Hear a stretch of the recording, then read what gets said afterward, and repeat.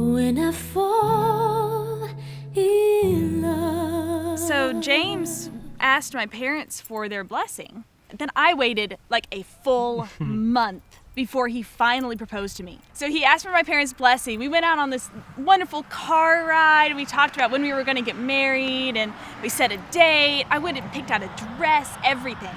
And he kept on teasing me with like almost proposals. So it's like he would call me up and say, hey, let's go to this really fancy restaurant and really dress up for it.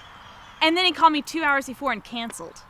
And then he would be like, well, I was trying. Well, no. Let me continue. Oh boy. And then there was this one time he was like, Camille, I want to go out on this beautiful bike ride. You know, it's the beginning of fall. All the trees are changing. It lovely. Was truly beautiful. And he was kind of nervous about it. And so I thought, oh my gosh, this is it. Because I knew he had the ring because I'd hacked his email. I know it's like really awful. But I did. I saw that it had arrived. So I was thinking, okay, this is it. So it's this beautiful day. We're on this beautiful trail by the river, and he has this big old lump in his pocket, and it's like a box. And I think, oh my gosh, it's coming. So we come to like this bridge that's over the lake, and of course it's just like the most perfect proposal time ever, because you know you're alone in the sunlight on a bridge, and the wind is in my hair, and there's a big box in his pocket, and he gets off his bike, and I get off my bike, and we look over the river, and I think, it's gonna come. And then suddenly he's like, oh, you wanna keep on going? Man, I wish I didn't have this wallet in my pocket. So it was his wallet the whole time. Well, anyway. I was trying to plan the perfect engagement thing. You know, I wanted to have the perfect way to propose to Camille. Basically, how I proposed to Camille was... I want to tell it from my perspective. Okay, you tell it from your perspective first. So we're teaching for this whole day, right? And at lunch, you know, we're hungry, we're tired, so we go to this coffee shop nearby to get a coffee. And so we're parking in the parking garage, and then suddenly James turns to me and starts kissing me passionately.